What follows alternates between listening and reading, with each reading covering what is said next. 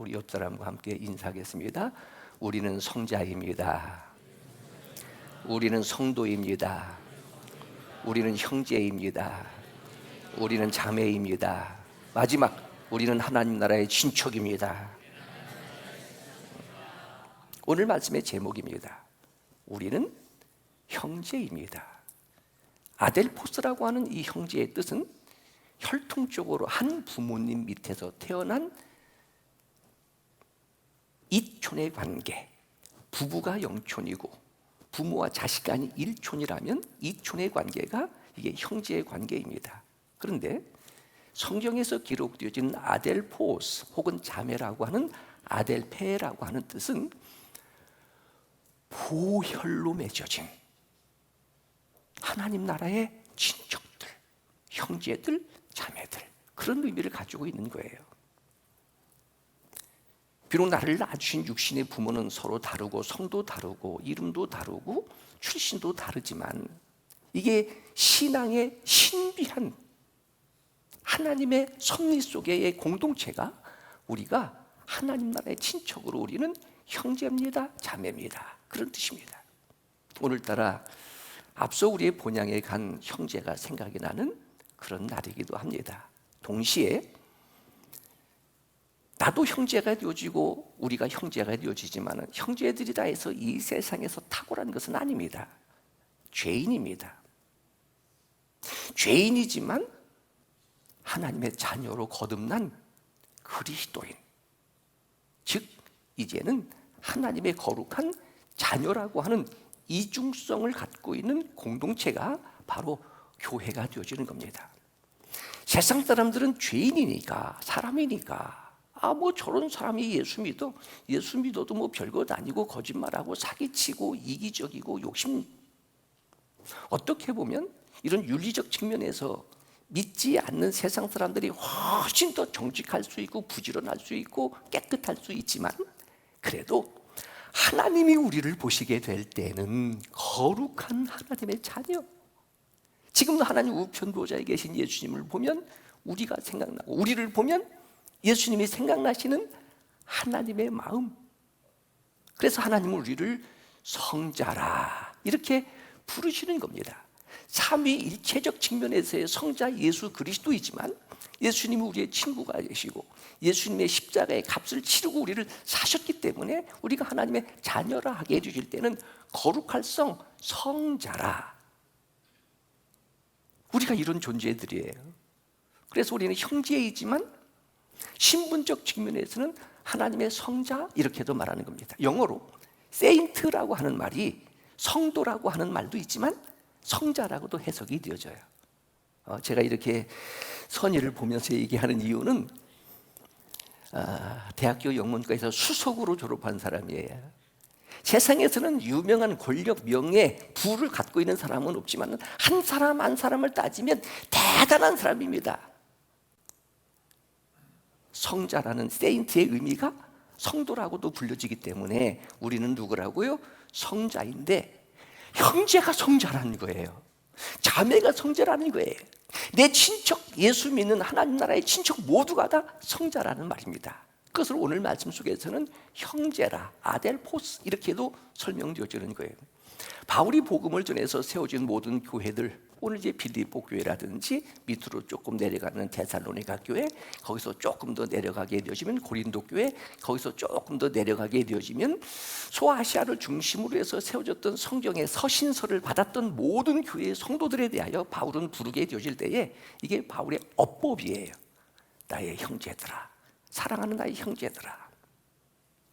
육신의 형제인 내 부모, 친척들도, 내 동생들도, 내 형들도, 내 언니들도, 내 오빠들도 그래도 잘 되기를 바라고, 누군가가 병들면 가슴 아파하고 누군가가 잘 되면 정말로 축하하는 그런 관계라고 하게 될 때에 예수의 보혈로 맺어진 우리의 형제가 이렇게 좀 살았으면 좋겠다라고 하는, 어떻게 보면 성령의 감동으로 기록되어진 바울의 심정이지만 그것은 곧 하나님의 마음이고요, 오늘은 이 목사의 심정이라.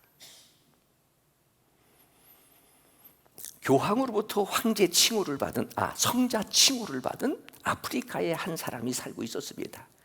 이 로마의 수도사가 어떻게 했길래 이 아프리카에 살면서 성자라고 하는 칭호를 받았을까? 그를 만나고 싶어 아프리카로 떠났습니다. 마침내 그 성자가 살고 있는 그곳에 도착을 해서 그 성자를 만나보고 깜짝 놀랐습니다. 나이가 많은 성자는 금식하고 있고 기도하고 있고 이럴 것으로 생각했는데 전혀 그렇지를 않았어요. 오히려 길거리에서 구두 수선을 하고 있었기 때문입니다. 그래서 이 수도사는 수상하게 여겨서 그 성자에게 물어보는 거예요. 당신이 성자가 된 비결이 무엇입니까? 그 질문에 이 늙은 성자는 정색을 하면서 이렇게 대답합니다. 사실 저도 잘 모르겠습니다. 다만 제가 지금까지 하면서 살아온 것은 구두 수선을 한 것밖에 없습니다. 저는 손님들이 구두를 맡기면 그 구두가 예수님의 구두라고 생각을 하고 정성을 다해 수선해 주었습니다. 그 이외에 아무것도 한 것이 없습니다. 그런데 나를 성자라고 부르더군요. 한 달을 시작하면서 안내위원들, 주차위원들 함께 모여서 기도하고 한 달을 시작합니다. 그때 반복적인 기도이지만 함께 기도하는 게 그거예요. 사랑하는 성도들이 교회에 들어와 예배를 드리기 위해서 차를 주차하기도 하고 예배당으로 들어오게 되실 때에 주님이 우리 교회에 찾아오신다면 주님 환영하는 마음으로 그들을 대하자. 주님이 우리 교회에 찾아오시는 거예요. 주님 어서 오세요. 보고 싶었습니다. 감사합니다. 환영합니다. 이런 마음으로 성도들을. 그래서 적은 부분이지만 그래도 더운 날씨에는 시원한 물이라도 대접하는 것이 지극히 작은 자에게 한 것이 곧 내게 한 것이라. 누구에게 하듯 주께 하듯. 그리고 오늘도 주님께 우리가 예배를 드립니다. 각자의 처지와 형편과 조건은 달라도 그래도 나를 구원해 주신 하나님을 내가 지금 예배합니다. 하나님의 음성을 듣습니다. 그러면 우리는 뭐가 되어지는 거예요? 오늘 말씀처럼 성자가 되어지는 겁니다. 늘 반복적인 예배이고 말씀을 전하는 설교자의 입장이지만 주님이라면 오늘 봉독한 본문을 통해서 어떻게 설교하실까? 주님이라면 그러면 어떻게 하실까? 물론 아브라함 셰퍼라고 하는 오래된 예수님이라면 어떻게 하실까라고 하는 아주 어렵고 두꺼운 책의 제목이기는 하지만 늘 그렇게 생각하는 거예요. 왜냐하면 여러분들이 관광객이 아닙니다. 여러분들이 손님이 아닙니다. 어떻게 보면 이 교회의 주인이고요. 우리는 형제이고요. 사랑하는 내 가족들에게 음식을 주는데 인스턴트 식품으로 맛만 나고 먹으면 해가 되어지는 그런 음식을 준비할까? 정성껏 된장을 끓이고 김치찌개를 끓이는 그런 마음으로 우리 영광교회 성도들이, 나의 형제들이, 하나님의 백성들이 이 말씀을 듣고 영혼의 양식이 되어줘서 이렇게 인생을 살았으면 좋겠다라고 하는 그런 심정. 더 크게는 이 세상에서의 만남이 어디까지요? 우리 영원한 만남. 우리 영원한 만남. 왜? 보혈로 맺어진 우리는 아델포스, 형제, 아델페, 자매이기 때문에 그렇습니다. 다시 한번 옆 사람에게 우리는 하나님 나라의 친척입니다. 우리는 거룩한 하나님의 자녀입니다. 우리는 하나님의 형제들입니다. 그렇다고 여러분 형, 언니, 오빠, 누나, 동생 이렇게 부르지는 않지만 우리는 그런 관계예요. 왜냐하면 예수님이 정의하신 것도 마찬가지입니다. 예수님이 방 안에서 제자들과 말씀을 나누고 있었어요. 예수님 어머니 마리아가 찾아왔습니다. 형제들이 찾아왔습니다. 예수님 밖에 지금 어머니가 찾아오셨어요. 형제들이 찾아오셨어요. 예수님 말씀하십니다. 누가 내 부모요 형제요 친척이냐?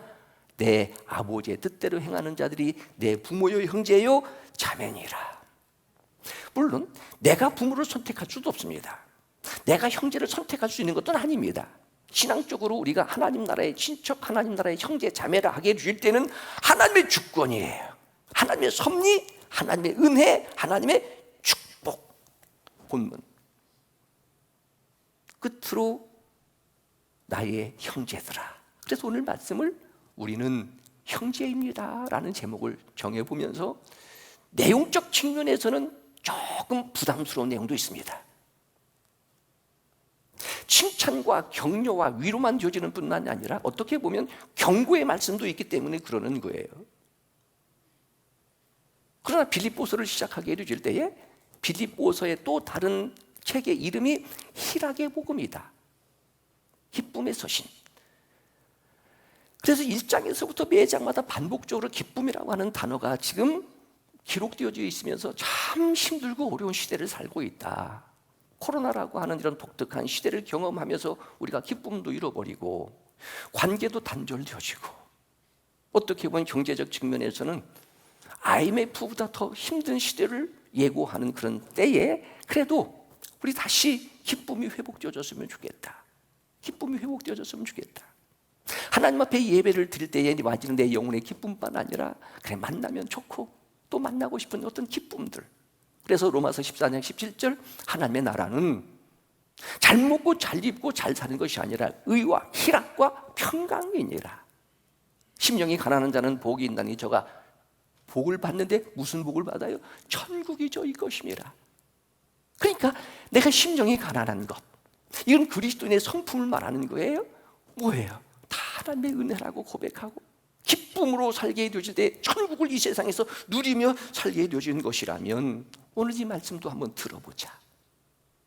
그런데 나도 이러한 신앙의 덕목을 지키는 것도 중요하지만 우리 모두가 다 형제들이니까 나만 잘하는 것이 아니라 우리 함께 잘하자.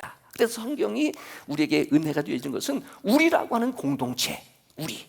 이것이 에클레시아라고 하는 교회의 공동체, 거룩한 성도들의 자녀의 모임, 이게 우리가 되어지는 것이기 때문입니다. 자, 오늘도 역시 세 가지의 1절, 2절, 3절을 통해서 형제들이 이러한 신앙의 덕목으로 믿음도 지키고 하나님의 나라도 지키고 복음도 전하는 이런 빌립보 교회 성도들이 되었으면 좋겠다라고 하는 성령의 감동으로 기록되어진 하나님의 말씀입니다. 첫째는요, 자, 끝으로라고 하는 것으로 설명되어지는데 번역되어져서 끝으로이지만은 바로 전 성경에서는 종말로라고 하는 것으로 설명되어졌습니다. 종말로. 그러니까 무엇을 강조하기 위한 것도 있고 끝으로 집중하는 그런 의미, 주의하는 의미도 있지만은 이게 바울의 말만 하면 형제 했던 그의 어법이었다라고 말씀을 드리는데 역시 마찬가지. 이게 이제 목사의 바람이에요. 어떻게 보면 충고일 수도 있고요, 권면일 수도 있고요, 쓰담쓰담하는 칭찬의 마음일 수도 있지만 또 어떤 부분에서는 이 부분이 예고적 측면에서의 경고일 수도 있는 내용이다. 형제들에 대한 바람. 첫째 1절을 한번 읽어보겠습니다. 시작. 끝으로 나의 형제들아 주 안에서 기뻐하라. 첫째 뭐 하는 거예요? 주 안에서. 그래서 늘 말씀드린 것처럼 바울의 신학적 용어입니다. 주 안에서. 엔크리토스라고 하는 이 신학적 이 용어는요, 모든 것들을 다 포함하는데 오늘 내용 속에서는 주 안에서 뭐 하라고요? 기뻐하라. 그런데 우리의 현실은 기뻐할 수 있어요? 만약에 삶의 자체가 기쁨이라면 기쁨이라고 말하지 않습니다. 어차피 기쁜데 공부 열심히 하는데 공부 열심히 하라고 할 필요 뭐가 있겠어요? 주일 잘 지키는데 주일날 교회 나오라고 얘기할 필요가 뭐가 있겠어요? 열심히 기도하는데 또 기도하라고 할 필요가 뭐가 있겠어요? 물론 격려적인 측면에서 권면은 혹 있을 수 있지만 끝으로 나의 형제들아 주 안에서 기뻐하라라고 하는 이 말씀의 전제 속에는 우리가 아는 것처럼 초대교회 때는 예수 믿는다는 것 목숨을 걸지 않으면 예수 못 믿습니다. 너무너무 많은 핍박과 고난과 시련이 있으니까 고향을 떠나는 거예요. 고향을 떠난 사람들을 가리켜 디아스포라라 이렇게 말합니다. 그럼에도 불구하고 주 안이라고 하는 이 전제는 절대적 명령이다. 그러니까 주 안에서의 기쁨은 절대적 기쁨이에요. 세상의 모든 기쁨은 상대적입니다. 좋은 일이 생겼으니까, 돈을 많이 벌었으니까, 로또가 당첨되어졌으니까, 내가 건강하니까, 내가 승진했으니까 이런 조건적이에요. 혹 남이 알지 못하는 어떤 지식을 내가 알았다라고 하는 것으로 순간적인 기쁨이 될 수도 있겠지만은 이런 상대적인 조건적인 세상적인 기쁨이 아니라 주 안에서의 기쁨이라고 하는 것은 절대적 기쁨이고 더 나아가서는 신앙적 기쁨이고요. 그러면 주 안이라고 하는 것을 한 몇 가지만 설명해 보고 싶습니다. 첫째는 주 안에서의 기쁨이라고 하게 되어질 때 가장 기본적이면서도 중요한 것은요, 구원에 대한 기쁨. 이 구원은 뭐예요? 죄 용서입니다. 죄 용서 받고 내가 이제는 신분이 달라졌어요. 누구의 자녀가 되었습니다? 하나님의 자녀가 되었습니다. 양자의 영으로 인하여 하나님을 아버지라. 내가 지금 거듭났어요. 한 가정의 어린아이가 탄생되어지고 아기가 태어나면 온 집안이 다 기뻐하는 것처럼, 그러니까 이 주 안에서의 이 죄 용서받은 구원의 기쁨은 모든 문제를 이해하고 해석하고 해결하는 능력이 되어지는 겁니다. 그러니까 이 기쁨을 누리게 되어질 때에 건강하든지 아프든지 잘 되든지 안 되든지 모든 일들이 신앙적으로 해석이 되어지는 거예요. 그래서 주 안에서의 기쁨이라고 하는 것을 신학적 용어 주 안이라고 하게 될 때, 첫째는요, 가장 기본적인 것이지만은 구원의 기쁨, 죄 용서의 기쁨. 예수 믿는 사람이 왜 저래? 그래도 나는 죄 용서받은 하나님의 자녀입니다. 마귀가 끊임없이 우리를 참소하는 이유는 너 그래도 죄잖아, 너 그래도 죄 짓잖아. 그래, 나 죄인이지만 하나님 뭐 하셨습니다?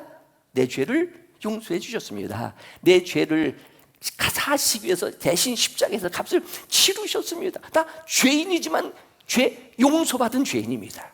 구원에 대한 기쁨, 절대적 기쁨. 두 번째는요, 이렇게 하나 해석하고 싶습니다. 군중 속에서의 고독이라고 하는 것이 있어요. 모두가 예배를 드리고 주차장에 차가 가득하고 이제는 다 가게 되어지면은 뭔가 아무도 없는 것 같은 고독감. 여러분, 이번에 비가 엄청나게 왔어요. 한원 태풍에 의해서 강한 비가 내리게 될 때에 물줄기가 이 주차장을 흘러내리는데 지금 아무도 없는 거예요. 왠지 모르는 게 마음속에 어떤 허전함, 어떤 고독, 외로움. 그런데 주 아니다 하게 될 때는 누가 나와 함께 하십니다? 주님이 나와 함께 하십니다. 임마누엘의 기쁨. 세상 끝날까지 내가 너와 함께 하리라. 혹시 내가 불가를 지날지라도 불이 너를 사르지 못할 것이고 물가를 지날지라도 물이 너를 침몰치 못하도록 내가 너를 붙들리라. 내가 너와 함께 하리라. 이런 예화가 있어요. 차량 전용 도로에 오토바이를 타고 가다가 교통경찰한테 걸린 거예요. 그래서 우리로 말하면 이제는 벌금을 물잖아요. 교통경찰이 와가지고 차량 전용 도로의 오토바이로 이렇게 가는 건 불법이기 때문에 3만 원. 이렇게.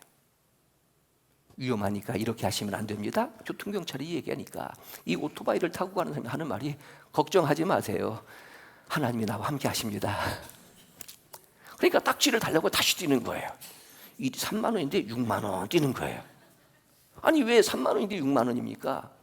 하나님이 함께 하시니까 2인승이니까 듭니다는 거예요. 어떻게 보면 예수 믿는 그 사람보다도 믿지 않는 이 경찰이 믿음이 더 좋은 거예요. 없는 것 같아도 하나님이 나와 함께 하십니다. 말씀을 통해서 나를 위로도 해주시고, 심지어는 책망도 하시고 나를 인도하시고 나와 함께 동행하시는 임마누엘의 기쁨, 주 안에서의 기쁨. 그러니까 보디발의 집에 종살이하고 있었던 요셉, 억울한 누명을 쓰고 감옥에 갔던 요셉, 하나님이 너와 함께 하시니까 지금은 억울한 것 같아도 앞길이 형통하게 되시더라. 누가 나와 함께 하느냐 하는 거예요. 형제. 한 가지 더 주 안에서의 기쁨을, 이 절대적 측면에서 이 주 안이라고 하는 단어가 바울 신학적 중요한 용어이니까 한 가지 더 생각을 하게 되신다면, 여러분, 우리는 나그네입니다. 절대로 이 세상에서 영원히 사는 존재가 아니에요. 그 증거가 뭐예요? 죽음이라고 하는 거예요. 주 안에서의 기쁨, 본향에 대한 기쁨. 다시 말하면 제가 개인적으로 복음을 제1복음, 제2복음, 제3복음, 제4복음으로 나누게 되실 때, 첫째의 복음은요, 하나님이 당신을 사랑하십니다. 제2의 복음은요, 하나님이신 분이 인간의 몸을 입고 이 땅에 오셨습니다. 성육신 제3의 복음은요, 그분이 십자가에 못 박혀 죽으셨습니다. 우리의 죄를 속량하셨습니다. 마지막 사복음은요, 예수님 다시 오십니다. 재림인데 이때에 이제 우리가 뭐 하는 거예요? 약속되어진 우리의 본향 하나님의 나라에 하나님의 나라에 초대교회 성도들이 그 수많은 핍박과 환난과 시련과 고난 속에서도 하나밖에 없는 자기의 생명을 순교로 내어놓을 수 있었던 것, 화형을 당하면서까지라도 원망하고 저주하지 않았던 이유는 뭐가 있기 때문이다. 돌아갈 본향, 하나님의 나라. 그리고 우리는 뭘 보장받고 사는 거예요? 하나님의 나라를 보장받고 사는 거예요. 예수님의 고별 설교의 마지막 핵심적인 부분이 뭐예요? 본론? 너희는 마음에 근심하지 말라. 하나님을 믿으니 또 나를 믿으라. 내가 너희를 위하여 저 소를 예비하러 가노니. 스데반이 돌에 맞아 죽습니다. 하나님께서 이렇게 보시고 그 모습을 지켜보는 거예요. 스데반 돌에 맞아 죽지만은 돌아갈 본향이 있으니까 얼굴이 뭐와 같이? 천사와 같이. 우리 뭐예요? 돌아갈 본향이 있다. 하나님 나라에 대한 약속을 갖고 산다는 것이 우리의 기쁨. 교회는 증거가 되어져요. 교회가 바로 증거가 되어져요. 여러분, 죽어서 천국 가는 게 아니라 살아있을 때 천국이 결정되어지는 거예요. 그래서 교회를 가리켜 새 예루살렘이라. 눈에 보이지 아니하는 무형교회, 천상교회가 눈에 보이는 지상교회가 유형교회, 이 교회의 공동체인데 우리가 누구라고요? 구원받고 장차 천국에 영원히 살 영생을 약속받은 하나님 나라의 공동체, 우리는 하나님의 자녀들입니다. 우리가 형제라 그런 말입니다. 한 가지 더, 주 안이라고 하는 이 신학적인 용어의 교회론적 측면에서의 해석을 하게 되어지면 그리스도의 몸된 교회를 위하여 봉사하고 헌신하는 직분의 기쁨. 여러분, 바울? 다음 시간에 바울이 모든 것들을 어떻게 버렸는가, 무엇을 버렸는가 하는 것들이 나오는 그런 부분들인데, 그는 금수저였습니다. 스펙으로 말하면 그는 우리와 비교될 수 없는 탁월한 그런 가문에서 태어났었습니다. 종교적인 측면에서라든지. 그랬던 그가 모든 것들을 배설물처럼 버릴 수 있었던 이유는, 내가 전에는 오해해서 교회에 대한 회방자였고 핍박자였고 죄인주의 개수였지만 이런 나를 지금 말씀드렸던 것처럼 예수 믿고 나니까 죄 용서해 주시고 하나님 자문여 삼아 주시고 천국을 보장받고 더 나아가 살아있는 동안 이방인에게 복음을 전하는 사도를 나에게 그 직분을 맡겨주신 것에 대한 감사. 그러니까 여러분, 교회의 직분을 가지고 예배도 드리고 봉사도 하고 헌신도 하는 이 맛을 아느냐 하는 거예요. 이 무더운 여름 날씨에 주차장에서, 식당에서 인상 쓰면서 내가 왜 이래? 얼굴 천사같이. 이것이 뭐라고요? 기쁨이다. 이것을 너희에게 이름은 내 기쁨이 너희 안에 있어 너희의 기쁨을 충만케 하려 함이라. 농부 되시고 포도나무와 가지로 비유되어지는 말씀을 통해서도 말씀하시고요. 빌립보서 2장 17절 말씀도 마찬가지입니다. 너의 믿음의 제물과 섬김 위에 내가 나를 번제로 드릴지라도. 번제를 드린다는 건 뭐예요? 죽는 걸 말하는 거예요. 그래도 나는 기뻐하고 너희 무리와 함께 기뻐하리라. 이와 같이 너희도 기뻐하고 나와 함께 기뻐하라. 그리고 오늘 끝으로 나의 형제들아 주 안에서 기뻐하라. 여러분, 이 기쁨이 회복되어지는 은혜가 있기를 바랍니다. 그래서 예수 운동, 예수 믿는 이유는요, 잃어버린 것을 찾는 거예요. 에덴에서 범죄한 이후에 에덴에서 쫓겨나서 모든 것들을 다 잃어버렸어요. 영생도 잃어버렸고 관계도 잃어버렸고 만물을 통치할 수 있는 능력도 잃어버렸고 오늘 표현으로 말하면 기쁨도 잃어버렸고, 잃어버린 것을 다시 찾는 것이 회복의 운동이 예수 믿는 것이라. 그런데 이러한 기쁨으로 지금 말씀드렸던 것처럼 이렇게 기뻐하는 것이 결코 수고로움이 없는 것이라. 그래서 이 절대적인 기쁨, 주 안에서의 기쁨은 두 번째로 수고로움이 없는 기쁨, 이렇게 한번 붙여볼 수 있습니다. 여기서 수고롭다라고 하는 것은 언어적 측면에서는 실증난다, 주저한다, 싫다, 걱정된다, 그런 말을 가지고 있어요. 여러분, 세상에서 주는 이 상대적인 기쁨은요, 순간적이기는 하지만 두렵기도 합니다. 이거 사라지면 어떻게 되지? 때에 따라서는 아무리 맛있는 음식을 자꾸 먹방으로 먹는다 해도 또 먹고 싶은 생각은 없어요. 실증 날 수도 있습니다. 주저할 수도 있습니다. 휴가를 가는 그런 설레임도 있겠지만 또 가서도 그렇고 갔다 돌아와서는 후회되어질 수 있는 부분들도 있을 거예요. 그런데 주 안에서 지금 말씀드렸던 그런 기쁨은 해도 신나고 좋고 행복하고 기쁘다. 이게 뭐예요? 이게 성령의 역사입니다. 이게 신앙생활의 고수라. 이게 믿음의 신비라. 이런 기쁨이 있느냐 하는 거예요. 너에게는 안전하니라? 안전한 기쁨. 무너지지 않습니다. 장파가 불어오고 비바람이 몰아쳐도 흔들리지 않습니다. 견고합니다. 진실합니다. 안전하니라. 이런 기쁨. 바울, 내가 비록 감옥에 있지만 빌립보 교회 성도들이 지금 말씀드렸던 것처럼 외적인, 환경적인, 정치적인, 물질적인 그런 핍박과 고난 속에서도 주 안에서 기뻐하라라고 말씀하시는 이 말씀이 오늘 우리에게 들려지는 하나님의 음성이 되시기를 축원합니다. 두 번째, 조심스러워요, 부담스러운 내용이에요. 2절입니다. 개들을 삼가고 행악자들을 삼가고 몸을 상해하는 일을 삼가라. 여기서 삼가다라고 하는 것은 조금 조심해라, 격리해라 하는 그런 의미보다도 원어적 측면에서는 눈으로 보다, 확인하다, 관찰하다, 그리고 이건 아니다라고 하는 것은 거절하라라고 하는 부정적인 의미입니다. 삼가하라. 근데 첫째, 무엇을 삼가하라고요? 개들을 삼가하라. 오늘 말씀에 좀 상처가 되는 사람도 있을 거예요. 왜냐하면 집안에 개들을 많이 키우고 있잖아요. 옛날에는 보신탕 하게 되면 전부 다 개가 되어졌잖아요. 근데 지금은 반려견이 되어졌고요. 심지어는 어느 집안에는 자식이 되고요. 그러나 개는 개다. 본문에서 의미하는군요. 한 가지로 요약하게 되어지면 당시 우상 숭배를 말하는 겁니다.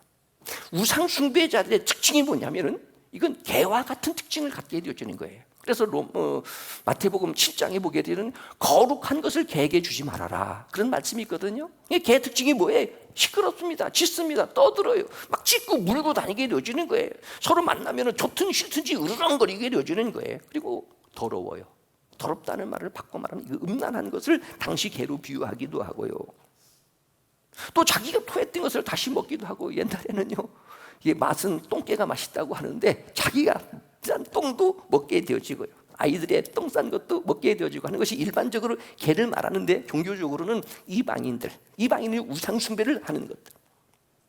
여러분, 솔로몬 시대가 그 찬란했던 문화가 망했던 이유가 뭐예요? 물론 그가 결혼을 많이 했다, 300명, 700명의 아내가 두었다 하는 거지만은 보편적으로 정략적 결혼이라고 하게 될 때에 그 아내들이 전부 자기 신상 우방의 신을 가지고 계려진 거예요. 이것이 세속화되어지는 겁니다. 교회 안에도 이런 일들이 있을 수 있으니 그 개들을 잘 삼가하라. 하나님을 섬긴다고 하면서 우상을 섬기는, 요즘으로 말하면 이것이 이단이 될 수도 있을 것이죠. 사이비가 될 수도 있을 것이죠. 이런 부분들에 대해서는 조금 우리가 패스할 수도 있는 그런 내용이지만, 두 번째는요, 행악하는 자들을 삼가라. 여러분, 행악이라는 것은 뭐예요? 아는 것처럼 악한 동기로 행동하는 거예요. 위험한 사람이에요. 전체적인 측면에서 보게 되진 반기독교적인 정선들, 예를 들면 포괄적 차별금지법이라든지 동성애에 대한 퀴어 축제라든지 성평등법이라든지 학생 인권 조례라든지 이런 얘기들을 하게 되어지면 혹시 자기가 거기에 해당하게 되어지면 상처받는 거예요. 교회 안 나오는 거예요. 열심히 신앙생활을 하게 되어지기는 하는데 뭔가 사람들에게 자꾸 부딪히게 되어지는 행악한 자들. 그러니까 아직 감사한 것은 우리 교회에 이런 사람들이 드러나는 것은 없어요. 이것을 조금 다른 표현으로 말하면 안티라고 말하지, 안티 크리스찬, 안티 처치, 안티라고 말할 수 있는데, 그러나 잘 살펴라. 삼가라라고 하는 것은 살피라라고 하는 말씀이기 때문에 경고적인 의미를 가지고 있다. 왜냐하면 이런 자들이 교회 안에서 그냥 활동하게 되어지면 형제들이 상처를 받아요. 형제들을 떠나게 만들게 되어지는 거예요. 그러니까 이들을 삼가하라 하는 것이고요. 한 가지는 몸을 상해하는 일을 삼가하라. 전에 성경에서는요, 손할례당이라고 하는 것으로 기록이 되어져 있었던 것을 지금은요, 몸을 상해하는 자를 삼가라, 이렇게도 지금 번역이 되어졌습니다. 요즘으로 말하면 불안한 사회잖아요. 흉기를 가지고 다닌다든지, 그 흉기로 사람의 몸을 상해한다든지, SNS에 어떤 살인을 예고하게 되어진다든지. 여러분, 우리나라가 치안이 그래도 안전한 나라 중에 하나였었습니다. 근데 지금 오늘 이렇게 되어진 거예요. 그러니까 우리가 세상에 빛이 되어야 할 것이고 소금이 되어야 할 것이고, 그래서 비전의 기도의 두 번째가 마음속에는 그래도 세상의 빛과 소금이 되게 하소서라고 하는 그런 기도 제목을 기록한 이유는 마음속으로는 그런 것들이 있는 거예요. 보편적으로 이런 일들은 어둠이잖아요. 죄잖아요. 그런데 교회가 또 둥되어지고 빛을 발하게 되어지면 예방되어질 수 있는 부분들이니까 우리 그렇게 기도하자. 이 세상의 빛과 소금이 되자 하는 거예요. 손 할례다 아니다 하게 해주실 때는 자기 몸을 상해하는 일도 있지만 다른 사람의 몸을 상해하는 그 일들, 이때 당시는 대표적으로 바리새인들이었었습니다. 왜? 그들은 형식주의자예요. 외식주의자예요. 자기가 굉장히 열심히 신앙생활하고 11조도 하고 봉사하는데 자기의 의로 인하여 다른 사람들을 정죄하기 시작하여 사람들에게 악을 행하게 되어지는 거예요. 몸을 상하게 하는 일들이에요. 그래서 오늘 말씀에 당시 바리새인들의 비하인드 스토리를 기억하게 되어지면 여러 차례 말씀드렸던 기억이 나지만 세상이 악해요. 차마 눈 뜨고 볼 수가 없어요. 그래서 내가 눈을 감고 가다가 나무에 부딪혔어요. 부딪히니까 여기에 상처가 나서 피가 흘러요. 몸에 상처가 나서 피가 흐른 그것이 자기의 공로가 되는 거예요. 나 이렇게 거룩한 사람이다. 내가 이렇게 피가 흐르고 상처가 나는 이유는 내가 이 세상과 구별되고 하나님만 바라보고 살다가 이렇게 되어졌다라고 하는 자기의 의가 되어지니까 그렇지 않은 다른 사람들은 그것이 상처가 되어지는 거예요. 그래서 이 화 있을 진저 예수님이 책망하셨던 이유가 바로 그런 것들이다. 지금 자기의 신앙생활이 기준이 되어져서 나처럼 하지 못하면 다 정죄한다든지 책망한다든지 오늘 말씀처럼 상의하는 일 삼가라 하는 겁니다. 적극적 취해야 할 일 권면할 수 있는 것 3절입니다. 하나님의 성령으로 첫째 뭐 하자고요? 봉사자. 이 봉사라고 하는 것이 하나님께로 향하는 봉사는 예배입니다. 이웃에게 해야 하는 봉사는 섬김입니다. 그런데 하나님께 예배하든 교회 안에서 이웃을 섬기든 이 봉사는 반드시 무엇으로 해야 된다? 성령으로 행하라. 성령으로 예배드리고 성령으로 봉사하기 위하여는 전제 성령 충만한 자에게 나타나지는 성령의 은사 이렇게 되어지는 거예요. 그래서 저희 교회는요 지금까지 그런 기준인데 이제는 코로나가 지나가면서 많이 완화되어지고 조금 흔들려지는 부분 중에 하나가 주방에서 일을 하고 봉사를 하든 정말로 귀한 일입니다. 찬양대 혹은 주일학교 반사 어디에서 하든 첫째가 뭐다? 예배다.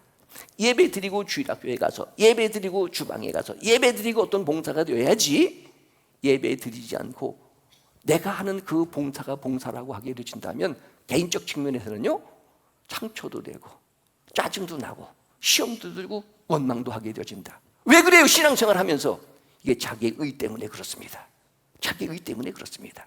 근데 성령으로 봉사하는 것은요 그 자체가 은혜예요. 은혜. 그러니까 예배를 통해서 성령 충만하고 예배를 통해서 은혜 받고 예배를 통해서 회복되어지고 난 다음에 주방에 가든 주차장에 가든 주일학교 교사를 가든 그것이 나에게 기쁨이 되어지고 감동이 되어지고 행복이 되어지는 것이니 성령으로 봉사하라. 성령으로 봉사하고 계시나요? 찬양대 하면서 인상 쓰는 이유가 뭐예요? 주일학교 가서 봉사하면서 직분 가지고 있으면서 짜증 부리는 이유가 뭐예요? 힘들면 하지 마세요. 주방에서도 지금 이 방송을 듣고 있을 거예요. 주방에서 힘든 것 하지 마세요. 먼저 예배 드리고 해야 주방에서의 봉사가 은혜가 되어지는 겁니다. 마지막으로 또 한 가지 뭐 자랑하자고요? 예수 자랑하라. 예수 자랑하라. 오직 예수. 한 가지 더는 뭐예요? 육체를 신뢰하지 말아라. 어떻게 보면 스펙도 필요할 수도 있고 능력도 필요할 수 있고 지식도 필요할 수 있지만 그거 믿지 말아라. 오직 하나님 은혜, 오직 하나님 의지. 오늘 말씀의 내용입니다. 이렇게 해야 형제의 공동체, 하나님 나라의 백성들이 하나님 나라의 공동체인 형제 자매가 위로도 받고 용기도 받고 넘어졌다가 다시 세워지기도 하고 함께 섬겨가는 영광의 공동체. 오늘 말씀에 은혜가 될 수 있기를 바랍니다. 우리는 하나님의 자녀, 우리는 보혈로 맺어진 형제입니다. 기도하겠습니다. 하나님 아버지,